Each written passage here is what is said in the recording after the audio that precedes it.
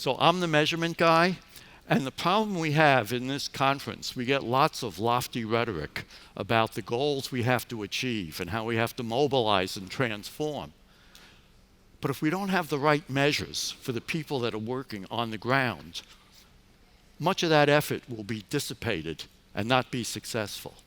And so what I'm going to share with you is how to come up with the right measurement systems for the goals that we want to achieve. So in particular, there must be a lot of talk. Can we bring up the presentation? No.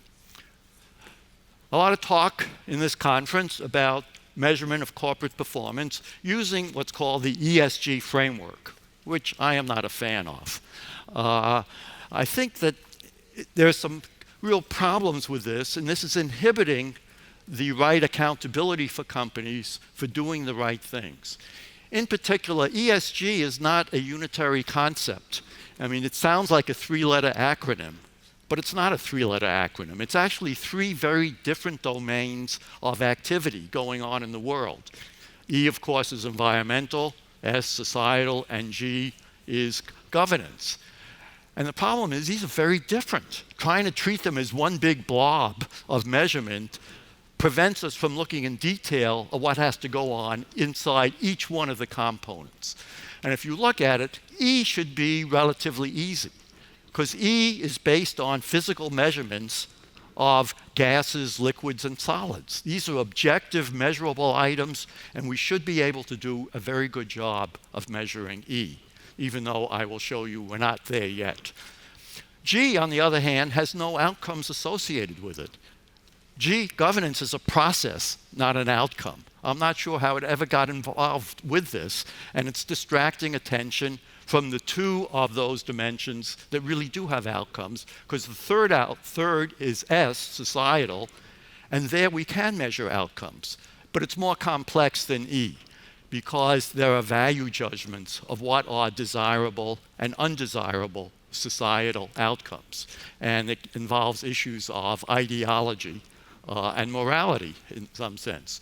But I'm going to try and simplify it and give us a path forward that we can start making work. In fact, my fundamental message is that sustainability is completely compatible with shareholder value in corporations, even though the common wisdom is shareholder value doesn't work, we have to go to stakeholders. No, actually, if you view environmental damage and societal damage as negative externalities that corporations impose on society, even Chicago economists like Milton Friedman would think, no, companies have to be cognizant of adverse community effects and adverse pollution effects from their actions if they're going to be sustainable in the long run. So I'm going to approach it, I still believe in shareholder value, but try to mitigate and reduce the negative impact that companies have. So I have to go through this very quickly. Again, each of us has limited time to go through this. One place to start on societal is actually to say, let's stop doing bad things, things that are harmful to our employees, that are harmful to our communities, that are harmful to our society. So this is really the Hippocratic oath applied to corporate behavior. First, do no harm. What are examples of harm is listed here. I don't want to go down the list, and we can look at it. But it is destruction of natural capital. Some of that is environmental. Unsafe, unhealthy working conditions, discrimination, harassment, bribery, corruption. And there's actually one company in France which averages 3 or 4 suicides a year among its employees. I think we can all generally accept this is not a good thing.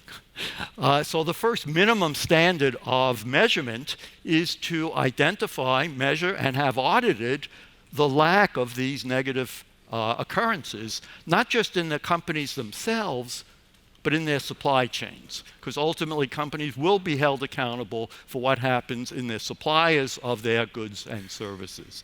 Now, that's a bit of a challenge, but I'll show you when we get to the environmental section how we might go about actually tracking social harms done not only in our own organization, but throughout our supply chains. But I'd like to focus more on the positive story, because corporations have the potential for doing tremendous good. And the income and growth that we've seen over the last 200 years is really the result of global capitalism enabling corporations to do the magic of income and wealth creation. But we have to do more. And there's the opportunity for companies now to take on these issues of inequality and poverty that Dr. DeFlo talked about just now and has been discussed throughout the conference. How can you do this? Well, if you go out of business as usual to try to hire individuals who didn't get proper education and training from the national local education system, and make them good employees, invest the 6 or 9 months it takes to make them valuable employees. Try to get more suppliers from marginalized communities who typically have not been good suppliers to corporations. Reach out to them and help them become good suppliers. And we can measure that. We can measure how many people, we trained and educated and got into the workforce. We can measure how much more business is being done with suppliers who hadn't been working with corporations before. And the third, and this now is the growth story and the inclusive growth, is making specific targeted investments to really remedy poverty. And I'm going to say that if we're thinking about the poverty, and there's about, again, quote, repeating figures that have been said, there's about still 800 million people in the world, a little over 10%, who live in the World Bank's definition of dire poverty, less than $2 a day, approximately. Of those 800 million, about 80% are involved in subsistence agriculture or fishing. And so if you want to deal with dire poverty, it's got to be in agriculture. That is the opportunity. Now, why has this persisted? Why in an era of tremendous growth do we still have 600, 700 million subsistence farmers living? The answer is, this is hard. It's not about cash transfers with mobile phones. It's really about how do you make them more productive and higher quality producers, not just distributing money to them. But the problem is to make a farmer more productive is a very complex ecosystem, as you see in this diagram. More than a dozen different types of entities have to be involved. They need financing, long-term financing and short-term credit that has to come from banks, comes from insurance companies, and sometimes from external investors, including development agencies like the World Bank or UNAID. They need access to high-quality inputs, seeds, fertilizer, crop protection, irrigation. They need access to capital, machinery to make them more productive. They need storage facilities. They need local aggregators and distributors, and eventually corporate off-takers, agribusiness. They actually need training and education so they can use modern agricultural practices that are being learned and practiced throughout the rest of the world. And they need access to technology as well. No single company can do this. That's the problem. You can't have a point solution where one company says, I'm going to make these farmers more productive. The only way they become more productive is we create an ecosystem which has all of these entities involved in them, a dozen or more, that come together and say, we're going to invest in this ecosystem to make farmers more productive. This is actually a big deal for the GCC in general and for the Emirates in particular, who is worried about food security over the next 30 years. How are we going to feed our populations? The answer is actually right there in East Africa, or it's in Southeast Asia, in India, or in Indonesia. There are tens of millions of farmers that are available to provide you with more food security if you're prepared to invest in them. On the ground, putting together these ecosystems. And we've done this. We have examples where it's worked in Uganda, in India, in Indonesia, in Central America. And by creating an ecosystem around this, the income of the farmers goes up by factors of 3 and 5. And the quality goes up, productivity goes up, and income goes up. And it repays all the investment that you've made in them. Now, the challenge is how do you get 12 organizations across the private sector, the NGO sector, and the public sector to collaborate and cooperate in one of these ecosystems. Some of these sectors don't even trust each other.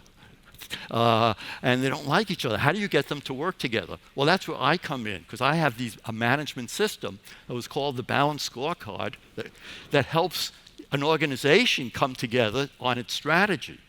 And so what we're now doing is expanding the Balanced Scorecard to reflect these goals of getting people together in an ecosystem. And the top line is not just financial, it's financial, societal, and environmental. And we have specific objectives. And instead of having customers in the middle, the second row, these are all the stakeholders. These are the suppliers of goods, it's suppliers of capital, it's suppliers of distribution, suppliers of training and technology. And each one of them comes in with a different objective. And we have to meet all of their objectives. And so through that second row, we're able to specify the objectives and the metrics that will bring these people into the ecosystem and keep them there. And the third row are the new processes of collaboration and the like. So I'm going to illustrate this with another example at the end of the talk. But I would say my first challenge to the delegates here, particularly from this region, is who's going to be the first to take on a region and put together one of these ecosystems for productive, inclusive growth that can triple or quadruple the output from the existing set of farmers, raise their standard of living, raise their quality, and, by the way, also provide you with a very secure food supply. So we have candidates out there. We just need people to set up and say, yes, I want to lead one of these. Let's turn to the environment. So this is the second theme. The current measurement system for corporations on how well you're doing environmentally comes from what's called the Greenhouse Gas Protocol. This was developed more than 20 years ago by a volunteer group. And the Greenhouse Gas Protocol has divided emissions into three categories, which they call scopes. Scope 1 are your own emissions from your own company or your own entity. This is not limited to corporations. I mean, Harvard University and Mayo and Cleveland Clinic, which are not corporations, they have this issue too. So don't think of this too narrowly just as corporations. Scope 2 is the emissions from the energy that you purchase. And Scope 3 are all the emissions from your suppliers and your customers across your whole value chain.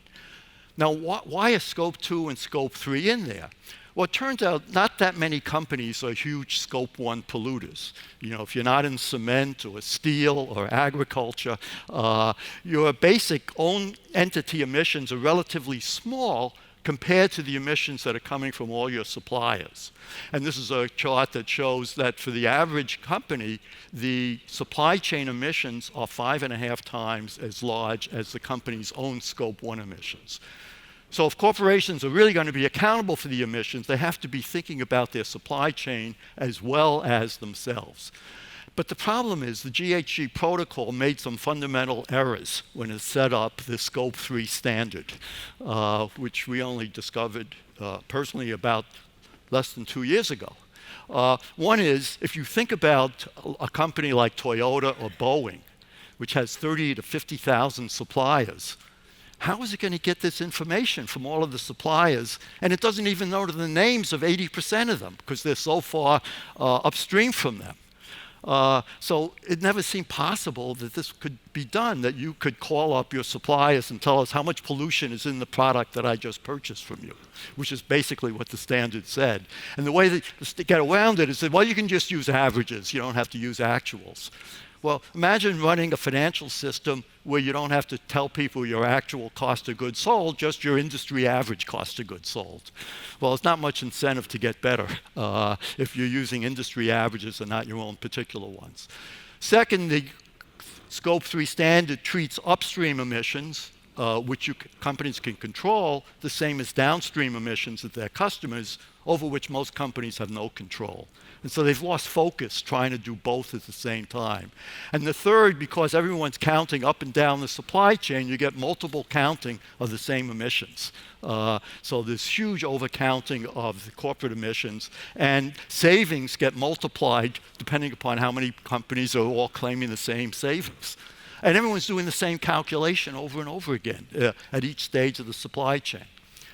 So this is a solution that we came up with, relatively new. We called it the e-liability because when we pollute, we're putting a liability on nature. We're subtracting from the asset of clean air. And we say, let's just treat the pollution and the greenhouse gases in our supply chain the way we treat cost of goods sold and inventory. In other words, each company, if it knows how much carbon it's getting from its suppliers and it knows its own Scope 1 emissions, then it assigns it out to its outputs of all the products and services. And so the products, the outputs, actually carry the information of how much CO2 or CH4 has been issued up to that point in the supply chain. And so this is basically straightforward cost accounting, but with the units not being currency, but kilograms of CO2 or CH4. But you can actually almost run the same cost accounting software to do this. And then, what the statement is for a given company, it has its own emissions, its purchased emissions, then it allocates it out to its outputs, and when the customer buys it, they get the product and they also get the accumulated emissions. So that's the debit side of how you clear out the liability. And this naturally ripples all the way through the supply chain. So, and the neat thing is that any company only needs to work with its immediate suppliers and its immediate customers. And all the information just gets recursively calculated and transmitted all the way down the value chain. So it's basically a simple calculation. And you end up with a statement that looks like this. So we now you could have a standard statement for any company. Here's how many Scope 1 emissions we put in the atmosphere on our own operations. Here's how much we purchased from our suppliers. It went into finished products. Here's how much we transferred to our customers. And they now have accountability for it.